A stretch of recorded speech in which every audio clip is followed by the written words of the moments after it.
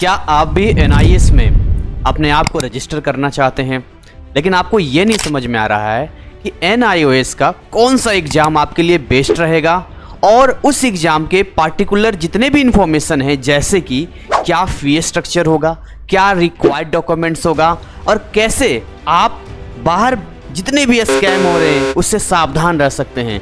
ये सारी चीज़ें जो आपके दिमाग में चलती है, उन सारे सवालों का जवाब आपको आज की इस वीडियो में मिलने वाला है। तो अगर आप एनआईएस के बारे में कुछ नहीं जानते हैं या एनआईएस के बारे में थोड़ा बहुत जानते हैं लेकिन फिर भी कन्फ्यूजन है, तो ये वीडियो आपको एकदम क्रिस्टल क्लियर कर देगा। अगर आपने एनआईएस में रजिस्ट्रेशन ले लिया है तो भी आपको ये आइडिया पता चलेगा कि कहीं ऐसा तो नहीं है कि आपके साथ भी स्कैम हो रखा है और आपको पता नहीं चल रहा है और आप बाद में ब्लैकमेल का शिकार हो सकते हैं। ये वीडियो सभी विद्यार्थियों के लिए बहुत यूजफुल होने वाला है। वीडियो के आखिरी तक बने रहिएगा। मैं आपका सूरज सर स्वागत करता हूं आज के इस सेशन में, और आज हम डिस्कस करेंगे कि एनआईएस का जितने भी न्यू रजिस्ट्रेशन है उसके क्या अपडेट्स हैं, which exam will be best for you and what is the actual fee structure. अगर आपने अभी तक हमारे चैनल को सब्सक्राइब नहीं किया है तो जल्दी से चैनल को सब्सक्राइब करके बेल नोटिफिकेशन को ऑन कर लें। इससे हमें मोटिवेशन मिलता है और हम आपके लिए ऐसे बहुत सारे अलग हटकर कंटेंट लाते हैं जो आपको हर चीज़ से बचाता है, चाहे आपका वेल्थ हो, चाहे आपका इंफॉर्मेशन हो, चाहे आप स्कैम होने वाले हों। बहुत सारे केसेस में 15,000, 20,000, 25,000 तक पैसे लिए जा रहे हैं। तो ये सारी चीज़ें जो हम लेकर आते हैं अपने चैनल पर, ये अपने आप में ही आपको एक यूनिक इन्फॉर्मेशन देता है जिससे आप इन चीज़ों से बच पाते हैं। तो आइए सबसे पहले हम आपको सुनाते हैं एक बच्चे का कॉल रिकॉर्डिंग जिससे मेरी बात हुई, और उस रिकॉर्डिंग को सुनने के बाद आपको यह एहसास हो जाएगा कि वाकई में बाहर कैसे स्कैम हो रहा है। देन आफ्टर हम आपको बताएंगे इसमें क्या क्या पैसे लगते हैं, किस किस एग्जाम के पार्टिकुलर वे में एक्चुअलिटी में बताएंगे जो भारत सरकार को जमा होता है।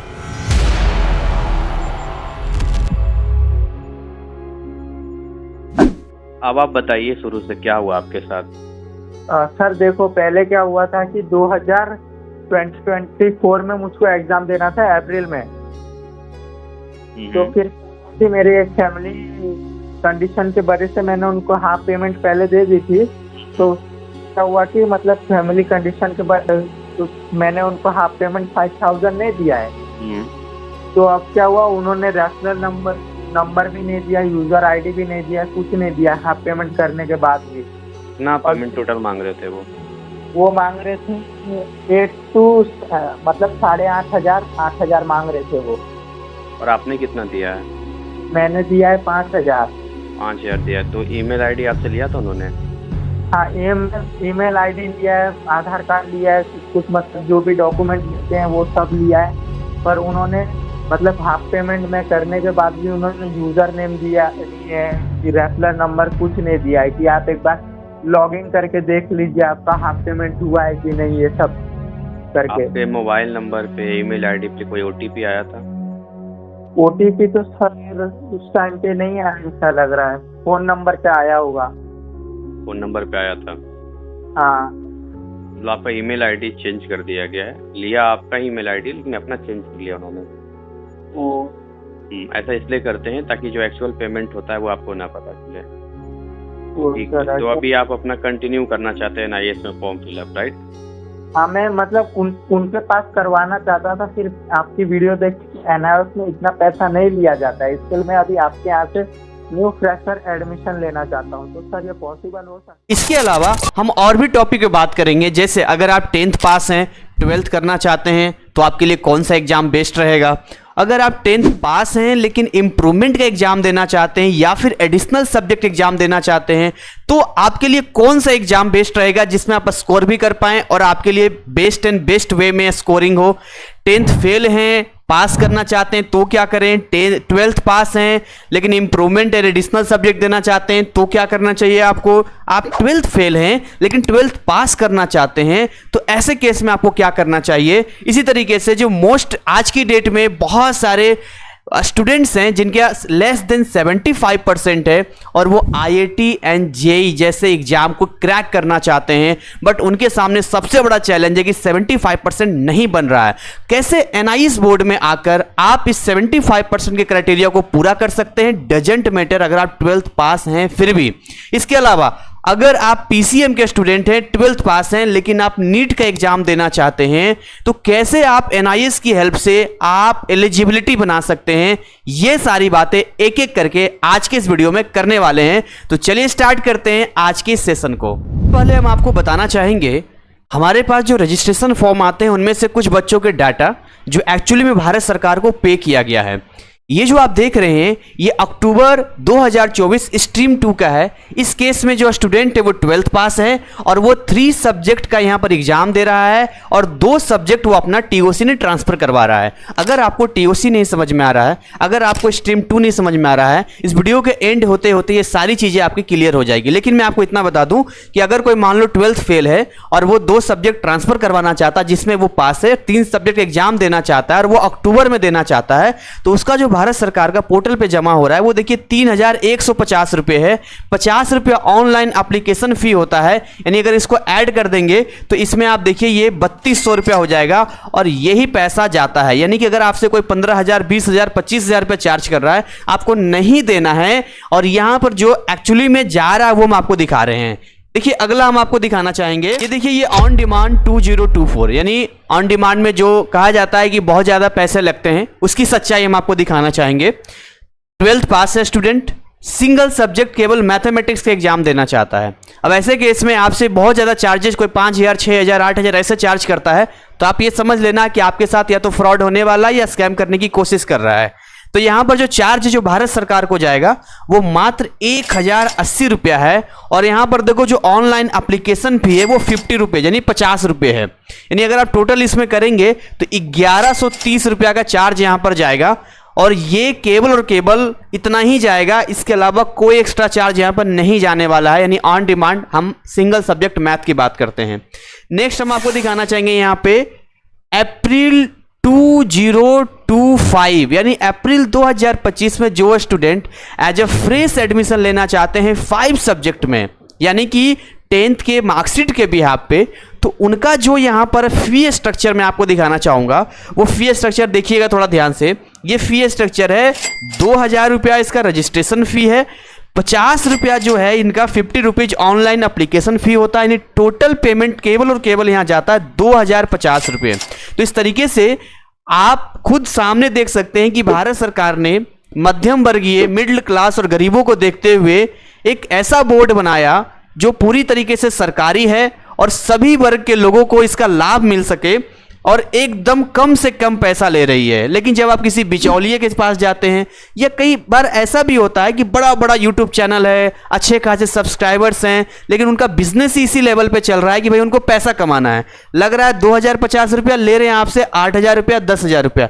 अगर आप उनसे पूछेंगे आप एक्स्ट्रा किस बात के ले रहे हैं, तो उनके पास कोई जवाब नहीं होगा। बस कुछ ऐसी बातें आपको बोल देंगे जो आप डर जाएं, या कुछ ऐसी चीजें आपको बताएंगे और मैं बताऊंगा स्कैम होता कैसे है। नेक्स्ट मैं आपको बताना चाहूंगा यहाँ पे देखिए, ये अक्टूबर स्ट्रीम 2 में कोई स्टूडेंट है, वो 12th पास है और वो केवल इंप्रूवमेंट एग्जाम देना चाहता है, पीसीएम यानी फिजिक्स, केमिस्ट्री, मैथ, यानी 3 सब्जेक्ट कोई भी हो सकता है। तो ऐसे केस में जो उसका फी स्ट्रक्चर यहां पर जा रहा है, ध्यान से देखेंगे तो 2,640 रुपये यानी 2,640 रुपये है। 50 रुपया ऑनलाइन एप्लीकेशन फी होता है, यानी 50 रुपीज यहां पर आप देख रहे हैं। यानी टोटल यहां पर जा रहा है 2,690 रुपये जा रहा है यहां पे। ये 3 सब्जेक्ट का हम आपको बता रहे हैं। तो ये चीजें आपको आंख खोलने वाला वीडियो है, जिससे आपके दिमाग में जाता है कि वाकई में यार मतलब इतना कम पैसा लग रहा है, ये कोई भी अफोर्ड कर सकता है, लेकिन इससे 3 गुना 4 गुना पैसा कैसे बाहर लिए जा रहे हैं। आपको यकीन ना हो तो आप किसी भी ऑफलाइन सेंटर जो आपके नियरेस्ट में जाके विजिट करो, या ऑनलाइन प्लेटफॉर्म पे जो भी आपको बेस्ट एंड बेस्ट लगता है उनको एक बार कॉल करो और उनसे पूछो कि मेरा ये केस है, कितना पैसा लगेगा। आपको दूध का दूध और पानी का पानी एकदम क्रिस्टल क्लियर हो जाएगा। तो इस तरीके से जो मैं आपको ये दिखाना चाहूंगा कि जो भी पेमेंट जा रहा है यहां पे वो सब भारत सरकार को जाता है। हाँ, यहां पर कुछ एक्स्ट्रा पेमेंट भी होते हैं जो मैं आपको डिटेल में इस वीडियो में बताने वाला हूं। आइए सबसे पहले हम ये जानते हैं स्कैम होता कैसे है, कैसे विद्यार्थियों को चूना लगाया जाता है बड़ी बड़ी बातें कहकर और मिसगाइड करके। स्कैम की शुरुआत होती है आपके ईमेल आईडी से। होता यह है कि जब NIS में आप रजिस्ट्रेशन के लिए जाते हैं तो ये 3 स्टेप होते हैं। पहले स्टेप में एक user name and password create होता है जिसमें OTP जनरेट किया जाता है। स्टेप 2 की जब हम बात करते हैं तो यहाँ पर फॉर्म फिलिंग होता है और स्टेप 3 में जाके आपका पेमेंट होता है जहाँ आपको एक रेफरेंस नंबर दिया जाता है। इन्हीं 3 स्टेप में आपका पूरा NIS का जो फॉर्म है, रजिस्ट्रेशन है, कंप्लीट किया जाता है। तो अगर मैं स्टेप 1 की बात करूं तो यहां पर बेसिक डिटेल आपसे लिया जाता है जिसमें आपका ईमेल आईडी भी होता है और मोबाइल नंबर होता है, आपका आधार नंबर होता है। तो आपके ईमेल आईडी पे और मोबाइल नंबर पे एक OTP आता है, जिस OTP को यहां पर फिल करने के बाद आगे से जितनी भी जानकारी आती है, चाहे वो रेफरेंस नंबर हो या NIS बोर्ड कुछ आपको जानकारी देना चाहता हो, वो इसी ईमेल आईडी पे आता है। जो स्कैमर्स होते हैं वो क्या करते हैं कि आपकी ईमेल आईडी कई बार ले लेते हैं, बट एक्चुअली में आपकी ईमेल आईडी देते ही नहीं है। वो क्या करते हैं, अपनी तरफ से एक नई ईमेल आईडी बनाते हैं और उस ईमेल आईडी को वहां पर देते हैं। अब ऐसा करने के पीछे क्या कारण होता है? ऐसा करने के पीछे कारण ये होता है कि स्टेप 3 में जब आप आते हैं, जहां आपको पेमेंट करना होता है, तो पेमेंट करने के बाद जो बिल जनरेट होता है वो बिल आपके ईमेल आईडी पे भेजा जाता है। अब अभी मैंने आपको बताया कि कहीं 2050 रुपये लग रहा है, कहीं 2600 लग रहा है, कहीं 3000 लग रहा है, और वो आपसे 10,000 ले रहे हैं, 15,000 ले रहे हैं। समझिए बात को। तो भाई ऐसे केस में अगर वो आपका ईमेल आईडी देंगे तो ये सारा का सारा जो पेमेंट का बिल है वो आपके ईमेल आईडी पे जाएगा। तो आप तो क्रॉस क्वेश्चन करेंगे कि सर एक बात बताओ, पेमेंट आपने किया है 2050 रुपये का, आप हमसे 8,000 रुपया ले रहे हो। तो वो सोचते हैं कि अगर हम ऐसा करेंगे ना तो हम फंस जाएंगे, इसलिए वो अपनी ईमेल आईडी देते हैं। और वो पेमेंट कैसे लेते हैं तो आपने भी रिकॉर्डिंग में सुना, जैसा कि आधा पेमेंट आपसे ले लिया और बाकी का आधा पेमेंट के लिए बोलेंगे जब पूरा पेमेंट करोगे तब आपको ये रेफरेंस नंबर देंगे। अब जब तक आपके पास कोई रेफरेंस नंबर नहीं आएगा तब तक आपको ये पता ही नहीं चलेगा कि आगे करना क्या है, NIS में आप इनरोल हैं या नहीं है। अच्छा, NIS का सॉफ्टवेयर इतना अपडेट कर दिया गया है आज की डेट में कि अगर कोई एक बार user name and password create कर ले एंड देन आफ्टर वो फिर से ट्राई करे, तो आधार नंबर तो एक ही होता है, तो वो दोबारा फिर वो कैच ही नहीं करता है। मतलब दोबारा आप कोई भी स्ट्रीम में जा ही नहीं सकते हैं, और इसी का फायदा ये स्कैमर्स लोग उठाते हैं। तो आपको इन चीजों से सावधान रहना है। या तो आपको खुद ही अपना फॉर्म फिल कर लेना चाहिए या किसी आप साइबर कैफे से करवा सकते हैं। बट साइबर कैफे और खुद में एक माइनस पॉइंट है, खुद से करने पर मिस्टेक होने के चांस होते हैं, नॉलेज नहीं होता है। दूसरा, साइबर कैफे में जाते हैं, वो फॉर्म फिल कर देते हैं, बट आगे कब क्या होगा वो अपडेट नहीं कर पाते हैं। तो इसके लिए आपको एक बेस्ट मेंटरशिप में आना चाहिए जहां प्रॉपर गाइडेंस आपको मिल सके। अब अपनी टीम की हम बात आपको बताएंगे जहां आपको 100% ट्रांसपेरेंसी मिलता है, जिसमें आप अपना पेमेंट खुद करते हैं। तो ये सारी बातें हम आगे आपको बताएंगे। आइए एक नजर जानते हैं NIS बोर्ड के बारे में। NIS बोर्ड के बारे में आप कितना जानते हैं मुझे नहीं पता है, लेकिन कुछ ब्रीफ नॉलेज देखते हैं NIS बोर्ड के बारे में। सबसे पहली बात, NIS बोर्ड एक भारत सरकार द्वारा संचालित बोर्ड है जो गवर्नमेंट ऑफ इंडिया ऑथराइज्ड है। इसके अलावा ये लास्ट 34 ईयर से ऑपरेट हो रहा है। हम आगे बात करें तो पूरी दुनिया में इसका सबसे बड़ा नेटवर्क है, यानी भारत के बाहर भी अलग अलग कंट्रीज हैं जहां NIS बोर्ड का एग्जाम होता है और बच्चे अपना 12th क्लियर करते हैं, 10th क्लियर करते हैं। इसके अलावा बात करें, पूरे भारत में 3 बोर्ड हैं जिसमें से 3rd नंबर रैंकिंग पर हमारा NIS बोर्ड आता है। अगर हम इसके हेड क्वार्टर की बात करें तो नोएडा सेक्टर 62 में इसका हेड क्वार्टर है। अगर बहुत ज्यादा किसी कोई प्रॉब्लम होता है या कोई समस्या है जो रिजॉल्व नहीं हो पा रहा है तो नोएडा हेड क्वार्टर में आके क्लियर हो जाता है। हालांकि इतना परेशान होने की जरूरत नहीं है। NIS ने हर स्टेट में एक अपना ऑफिस बनाया है जिसको हम रीजनल सेंटर कहते हैं। एंड अगर हम बात करें डिस्ट्रिक्ट लेवल पे तो एक स्टडी सेंटर होता है जहां आपको हेल्प एंड सपोर्ट मिलता है। हालांकि स्टडी सेंटर उस तरीके से हेल्प एंड सपोर्ट नहीं कर पाते क्योंकि प्राइवेट इंस्टीट्यूशंस होते हैं, but regional centre and headquarter यहाँ प्रॉपर तरीके से सरकारी होता है जो आपको पूरा हेल्प एंड सपोर्ट करते हैं। आइए आपको लेकर चलते हैं NIS एग्जाम के डिटेल इंफॉर्मेशन के बारे में कि एक्चुअली में NIS बोर्ड का एग्जाम साल में कितनी बार होता है, कौन से मंथ में होता है, और जिस एग्जाम की भी हम बात करना चाहें उसका रिजल्ट कब आता है। ये पूरा का पूरा एक सेटअप है, एक पूरा का पूरा डिजाइन मैंने बनाया है। NIS बोर्ड में 2 तरह के एग्जाम होते हैं। पहला होता है पब्लिक एग्जाम और दूसरा हमारा होता है ऑन डिमांड एग्जाम। अगर हम पब्लिक एग्जाम की बात करते हैं, पब्लिक एग्जाम साल में 2 बार होता है। एक होता है अप्रैल और मई के महीने में, दूसरा होता है अक्टूबर या नवंबर के महीने में। हमने समय समय पर हर सेशन में इसके रिगार्डिंग सारे अपडेट और वीडियो हम बनाते रहते हैं। तो अगर हम बात करें अप्रैल मई के बारे में जो अभी है, तो आई बटन में ऊपर देखेंगे तो आपको एक लिंक मिल जाएगा जिसको क्लिक करके आप जान पाएंगे कि नेक्स्ट अप्रैल एग्जाम का क्या अपडेट है, कैसे क्या पूरा का पूरा इंफॉर्मेशन। उसी तरीके से अभी अक्टूबर नवंबर के बारे में क्या कुछ कैसा है आपको आई बटन में ऊपर मिल जाएगा, डिस्क्रिप्शन में भी दिया गया, वहां भी आप विजिट कर सकते हैं। तो बेसिकली अगर हम अप्रैल और मई की बात करते हैं तो इसका रिजल्ट जून में आता है, और अगर अक्टूबर नवंबर में एग्जाम देते हैं इसका रिजल्ट दिसंबर में आता है।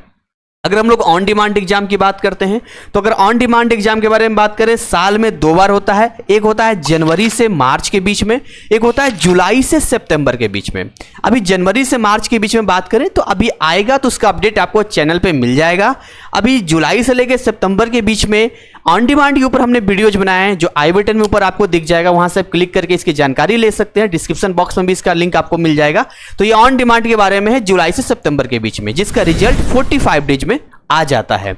अगर हम आगे बात करें इसके सिलेबस की तो देखिए पब्लिक एग्जाम का सिलेबस केवल 60% होता है और जो ऑन डिमांड का सिलेबस होता है वो 100% होता है। अब इसको ऐसे समझिए कि एनआईएस ने as compare to other board 11 plus 12 as compare to NCERT उसको हम मिला दें, उनमें से जो टोटल होते हैं वो 100% आपका ऑन डिमांड में आता है। इसका मतलब ये कभी नहीं मैंने कहा है कि एनसीईआरटी का ही कंटेंट है, इनका खुद का सिलेबस है, खुद का कंटेंट है। भाई एनआईएस बोर्ड इंडिया के टॉप 3rd बोर्ड में आता है तो किसी कॉपी थोड़ी करेगा, खुद का कंटेंट इनके पास है। क्योंकि 11-12 के मिक्सचर है तो मैं आपको ये केवल समझाने के लिए बता रहा हूं। जो चैप्टर्स आपके पूछे जाते हैं पब्लिक एग्जाम में उनको पीई चैप्टर्स कहते हैं। बाकी का जो 40% होता है यहां पे एज ए असाइनमेंट के रूप में आपसे पूछा जाता है, अभी हम बताएंगे आपको। और उसी तरीके से अगर हम ऑन डिमांड एग्जाम की बात करें तो ऑन डिमांड में पूरा का पूरा 100% सिलेबस होता है। तो सबसे पहले आपको ये माइंड मेकअप करना है कि पब्लिक एग्जाम वो होता है जिसमें सिलेबस 60% है, ऑन डिमांड वो होता है जिसका सिलेबस 100% है। अब यहां पर हम आपको बताना चाहेंगे एक brief knowledge about fee structure of all exams. यहां पर हम बात करें अगर पब्लिक एग्जाम की बात करते हैं, देखो पब्लिक एग्जाम में अभी मैंने आपको दिखाया है कि अगर कोई 5 सब्जेक्ट्स का एग्जाम देता है तो यहां जो उसका फी स्ट्रक्चर है 2050 रुपया लगता है। अगर कोई 5 सब्जेक्ट से एडिशनल सब्जेक्ट ऐड करवाता है, जैसे मैक्सिमम 7 सब्जेक्ट तक का एग्जाम आप दे सकते हैं, तो मान लो कोई 6 करवा रहा है, 7 करा रहा है, तो हर एक सब्जेक्ट का 720 रुपया ऐड हो जाता है। आगे हम बात करते हैं यहां पर अगर कोई पार्ट एडमिशन कराता है, पार्ट का मतलब यह हुआ कि या तो आप 12th फेल हैं या तो आप 12th पास हैं। अगर आप 12th फेल हैं तब भी पार्ट एडमिशन कैटेगरी में आएंगे, अगर आप 12th पास हैं तब भी पार्ट एडमिशन के कैटेगरी में ही आएंगे। लेकिन अगर आप 12th पास हैं तो 4 सब्जेक्ट से ज्यादा का एग्जाम आप नहीं दे सकते हैं। लेकिन 12th फेल हैं तो आप टीओसी करवा सकते हैं या बिना टीओसी के 5 सब्जेक्ट का एग्जाम आप दे सकते हैं। टीओसी क्या होता है अगर ये आपको जानना है, आई बटन पे ऊपर आपको दिखेंगे, क्लिक करेंगे तो टीओसी का डिटेल इंफॉर्मेशन आपको वीडियो मिल जाएगा, डिस्क्रिप्शन बॉक्स में भी दिया है। बट इतना हम आपको समझा दें कि अगर आप 12th फेल हैं, आरटी है, कंपार्टमेंट है, एसेंशियल रिपीट है, उसमें से कोई भी 2 सब्जेक्ट में आप पास हैं, उन 2 सब्जेक्ट को आप ट्रांसफर करा सकते हैं। मैक्सिमम 2 सब्जेक्ट ही ट्रांसफर होता है। बाकी डिटेल के लिए आपको आई बटन पे जो लिंक दिख रहा है उस पर क्लिक करना चाहिए। अगर हम बात करते हैं बिना टीओसी का, आप 12th पास हैं, केवल 1 सब्जेक्ट एग्जाम देना चाहते हैं, 2 का देना चाहते हैं, 4 से ज्यादा तो आपको अलाउ है नहीं, तो अभी आपने फी स्ट्रक्चर देखा कि कहीं कहीं 1000 लग रहा है, कई केसेस में 1500 रुपए भी लगते हैं और कई केसेस ऐसे भी देखने को मिलते हैं जहां 1700-1800 रुपए लगते हैं। ये डिपेंड करता है student to student, subject type, यानी जो भी है वो भारत सरकार के पोर्टल पे जाएगा, आपके कंट्रोल में होना चाहिए। सीधी बात है, पैसा किसका? आपका। डिसीजन कौन लेगा? आप। क्या आपके जानकारी के बिना कोई पेमेंट कर दे आपको अच्छा लगेगा? नहीं अच्छा लगेगा। वो भी तब जब आपसे दुगनी तिगनी पैसा लिया जा रहा है और वहां पेमेंट कम किया जा रहा है। उसी तरीके से 2 सब्जेक्ट की बात करें तो आप 1000 रुपए के हिसाब से सेट कर लीजिएगा। जैसे जैसे नंबर ऑफ सब्जेक्ट बढ़ते हैं वैसे वैसे पैसा और कम हो जाता है। जैसे भी हमने देखा था, एक बच्चा अक्टूबर में था, 3 सब्जेक्ट एग्जाम दे रहा था, 2 सब्जेक्ट टीओसी था, मात्र उसका 3100 समथिंग कुछ 3200 रुपए के आसपास लग रहा था। अगर हम ऑन डिमांड एग्जाम की बात करें तो अगर देखिए ऑन डिमांड एग्जाम में फ्रेश एडमिशन कभी नहीं होता है।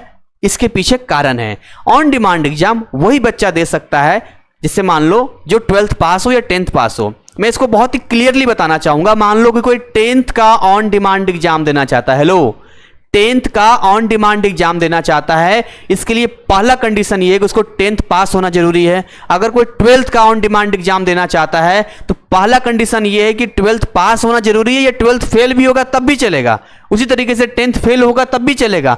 मतलब ओवरऑल 100 बात की एक बात, अगर आपने 10th का एग्जाम देना है ऑन डिमांड का तो 10th एक बार किसी बोर्ड में अपियर होना चाहिए। अगर आप 12th का एग्जाम देना चाहते हैं तो किसी भी बोर्ड से कभी भी एक बार एटलीस्ट 12th एग्जाम अपियर होना जरूरी है। तो ये फ्रेश वाली कहानी हट गई। पार्ट की बात करते हैं, टीओसी करवा सकते हैं, विदाउट टीओसी करा सकते हैं, फी लगभग सेम होता है, कोई इस तरह का ज्यादा नहीं है, थोड़े बहुत का फर्क आता है यहां पे, जो आपको वहां पर भारत सरकार के पोर्टल पे जब पेमेंट होता है तो आपको पता चलता है। अब ये देखिए अलग अलग केसेस के बारे में बात करने वाले हैं, आइए फटाफट देखते हैं जरा। अगर आप 10th पास हैं, 12th करना चाहते हैं, कौन सा एग्जाम आपको देना चाहिए, which exam will be best for you. ऐसे केस में आपको फ्रेश एडमिशन लेना चाहिए और आपको पब्लिक एग्जाम में आना चाहिए। आप देख लो, अगर आपका अप्रैल वाला सेशन ओपन है तो अप्रैल में करा लो, और अगर मान लो कि आप मेरा वीडियो कभी बाद में देख रहे हैं और आपको नेक्स्ट ईयर अक्टूबर में देना है तो आप अक्टूबर का भी करा सकते हो, क्योंकि दोनों सेशन का जो है अल्टरनेट में रजिस्ट्रेशन फॉर्म चलता रहता है। आगे हम बात करें, अगर आप 10th पास हैं, केवल इंप्रूवमेंट देना चाहते हैं, एडिशनल सब्जेक्ट का एग्जाम देना चाहते हैं, भाई ऐसे केस में आप ऑन डिमांड एग्जाम भी दे सकते हैं, पब्लिक एग्जाम भी दे सकते हैं, और ऐसे केस में 4 सब्जेक्ट से ज्यादा आपको अलाउ नहीं किया जाएगा। ये माइंड में आपको लेके चलना होगा। एंड सेकेंड थिंग, आपको एक अलग से सर्टिफिकेट मिलेगा, आपका पहले का मार्कशीट अलग होगा, अभी जो मिलेगा वो अलग रहेगा। अगर आप ऑन डिमांड एग्जाम देते हैं 45 डेज में रिजल्ट आ जाएगा, और ऑन डिमांड एग्जाम का डेट ज्यादा होता है, क्योंकि जुलाई से लेके सितंबर के मंथ देख लो या जनवरी से लेके मार्च तक देख लो, लगभग 5 से 6 महीने का आपको टाइम दिया जाता है। लेकिन अगर हम बात करते हैं अप्रैल या अक्टूबर एग्जाम की, इसके लिए हमें वेट करना पड़ता है एक प्रॉपर, बाकी बोर्ड्स की तरह इनका भी एक डेट शीट आता है, शेड्यूल तैयार होता है, प्रॉपर हॉल टिकट आता है, और किसी भी सब्जेक्ट का एग्जाम आपको एक डेट में ही जाके देना होता है। लेकिन ऑन डिमांड में क्या होता है कि हम मल्टीपल टाइम, एक सेशन में मल्टीपल टाइम एग्जाम दे सकते हैं। तो ये आपको देखना है कि रिजल्ट आपको कब तक चाहिए। आप 10th फेल हैं, 10th पास करना चाहते हैं, यहां पर आपके पास दोनों ही ऑप्शन है। आप पब्लिक एग्जाम की ओर भी जा सकते हो और आप ऑन डिमांड एग्जाम की ओर भी जा सकते हो। हाँ, ये आपको देखना पड़ेगा कि अगर मान लो आप चाहते हो कि आप पास हो कोई भी 2 सब्जेक्ट में और वो 2 सब्जेक्ट ट्रांसफर हो जाए, टीओसी करवा लो, कोई दिक्कत नहीं है। बिना टीओसी के भी कराओगे 5 सब्जेक्ट एग्जाम आप दे सकते हो, कोई दिक्कत नहीं है। आप चाहो तो एज ए फ्रेश भी पब्लिक में एग्जाम दे सकते हो। आगे बात करेंगे, आप 12th पास हैं बट आप इंप्रूवमेंट देना चाहते हैं या एडिशनल सब्जेक्ट एग्जाम देना चाहते हैं, ऐसे केस में कोई रोक टोक नहीं है। आप अप्रैल का दे सकते हैं, आप अक्टूबर का दे सकते हैं, आप ऑन डिमांड दे सकते हैं, जो भी आपको लगता है कि रिजल्ट हमको इस समय तक मिल जाएगा, आप उसका एग्जाम दे सकते हैं। आगे बात करें, आप 12th फेल हैं, 12th पास करना चाहते हैं, बहुत सिंपल है, टीओसी करवा लो। टीओसी करवा लोगे बढ़िया रहेगा आपके लिए। अगर आप टीओसी नहीं कराना चाहते हो तो अप्रैल में या अक्टूबर में एज ए फ्रेश कैंडिडेट की तरह आ जाओ, क्योंकि यहां पर देखिए जो फ्रेश कैंडिडेट होते हैं ना, उनका क्या होता है कि असाइनमेंट का नंबर मिलता है, टीएमए का नंबर मिलता है, तो वो एक्स्ट्रा प्लस पॉइंट होता है जो आपके एक परफॉर्मेंस को इनहेंस कर देता है। आपका जो मार्क्स होता है वो काफी अच्छा स्कोर हो जाता है। तो ऐसे केस में आप ये कर सकते हैं।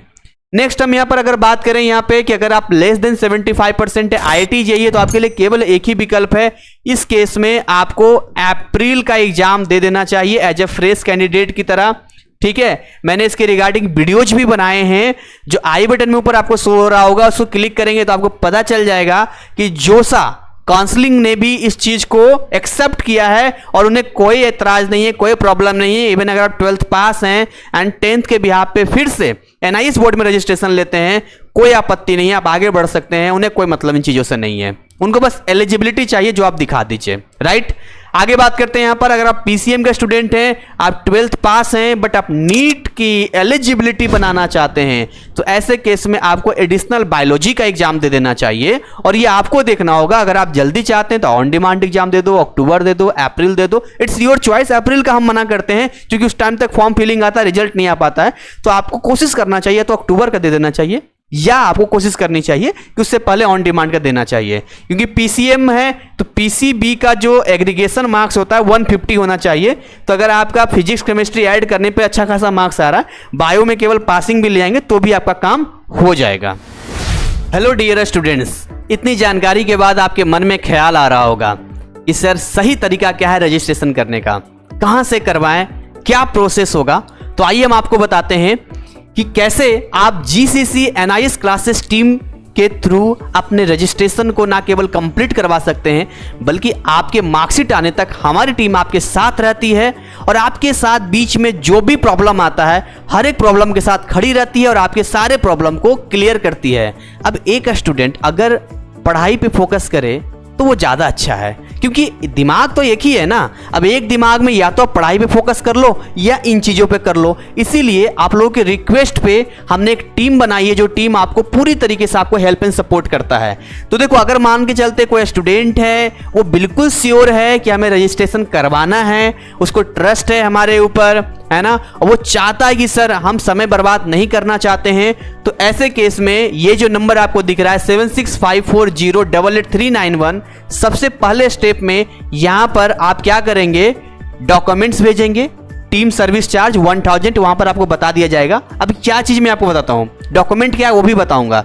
जो आपका बेसिक डॉक्यूमेंट होता है हम आपसे लेते हैं, हमारा टीम सर्विस चार्ज 1000 रुपये जो स्टार्टिंग में हम लेते हैं, राइट। अब उसके बाद क्या होता है कि वो जो 1000 होता है केवल फॉर्म फिलअप करनी होता है, वो पूरा गाइडेंस दिया जाता है आपको।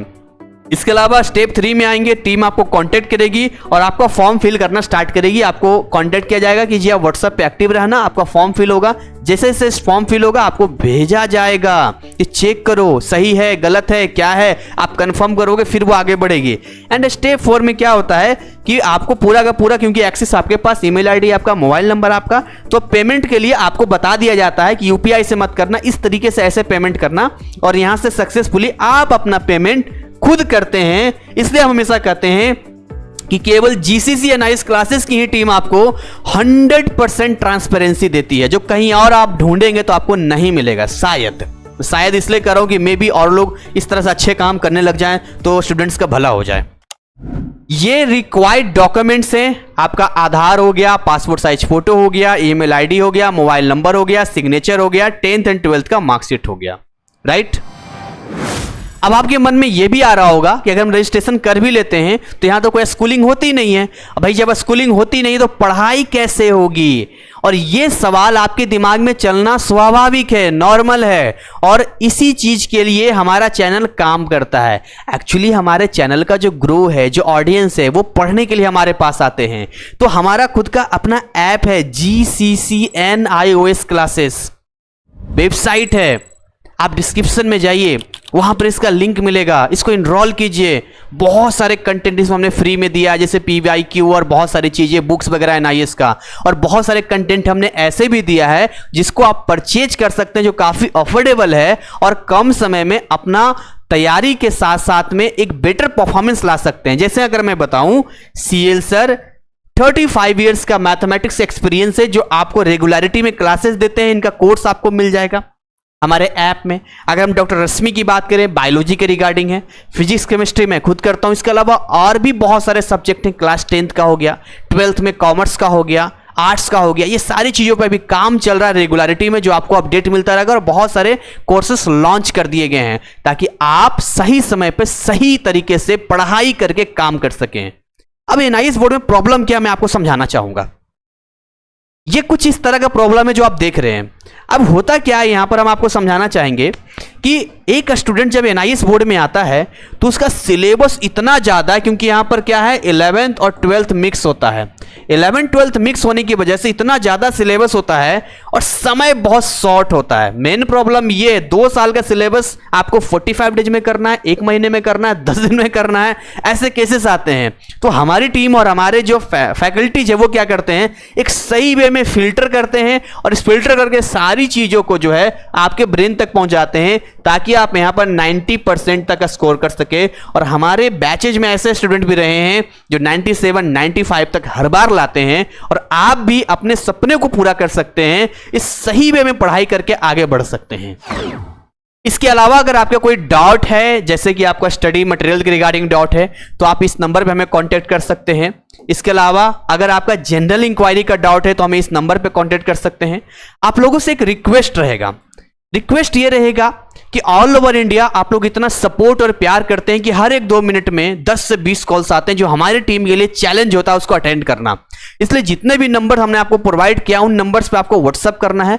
हमारे ऑफिस का टाइमिंग सुबह 10 बजे से लेकर शाम 6 बजे तक होता है, संडे क्लोज होता है। इस ऑफिस पीरियड में ही आपको रिप्लाई मिलेगा। यह पॉसिबिलिटी है कि अगर आप हमें मैसेज करते हैं तो हो सकता है कि अगले 45 मिनट या 1 घंटे या 1.5 घंटे कभी कभी डिले हो सकता है रिप्लाई आने में, बट इसका मतलब यह नहीं है कि हमारी टीम आपको इग्नोर कर रही है, क्योंकि भीड़ हमारे पास बहुत ज्यादा है और सबको हमें एक जैसा करना है। हमारे लिए कोई ऐसा नहीं कि हमारा कोई कोर्स ले रहा है तो हमारी पहली प्रायोरिटी में है, हमसे रजिस्ट्रेशन करा रहा है पहली प्रायोरिटी, ना। आप जितने स्टूडेंट हैं हमारे फैमिली का हिस्सा हैं और हम सबको एक साथ मिलकर आगे बढ़ाना चाहते हैं। कोई भी हमसे कांटेक्ट करता है तो हम उनको पूरी तरीके से कोशिश करते हैं कि उनको हम सपोर्ट करें, हेल्प करें। एक चीज जो यहां पर थोड़ी सी मिस हो गई थी वो ये मिस हो गई थी, मैं आपको बताना चाहूंगा कि अगर आप श्योर हैं तो इस तरीके से हमारी टीम से फॉर्म फिल करा सकते हैं। अगर आप श्योर नहीं है, आपके मन में डाउट है, तो ये जो नंबर आपको दिख रहा है 9289377247, इस नंबर पे अपने डाउट को क्लियर कर सकते हैं और कॉलिंग ना करें। ये आप लोगों से हाथ जोड़कर विनती रहेगी। इसी के साथ इसको यहीं पर ओवर करना चाहेंगे। उम्मीद करेंगे कि एनआईएस बोर्ड के बारे में स्टार्टिंग से लेके एंडिंग तक सारी बातें आपको समझ में आई होगी। फिर भी अगर कोई बात आपको नहीं समझ में आती है तो आप टेंशन फ्री रहें, क्योंकि आपकी टेंशन को हटाने के लिए हम और हमारी टीम खड़ी है। आपको केवल आगे बढ़ना है, रास्ता हम आपको दिखाएंगे, गाइड हम आपको करेंगे। आपको मेहनत करना है, रिसोर्स भी हम आपको प्रोवाइड करेंगे। केवल आपको मेहनत करना है और आगे बढ़ना है। और मैं हमेशा कहता हूं, यदि आप इस चीज के लिए तैयार हैं कि हम अपना बेस्ट देंगे, तो मैं भी आपसे वादा करता हूं कि आपको 80 और 90% लाने से कोई नहीं रोक सकता है। So thank you so much, wish you all the best. मिलेंगे नए कंटेंट, नए अपडेट के साथ में। डिस्क्रिप्शन में जाइए, वहां हमारे free WhatsApp channel and Telegram channel को जरूर ज्वाइन करें। So thank you so much again. जय हिंद, जय भारत।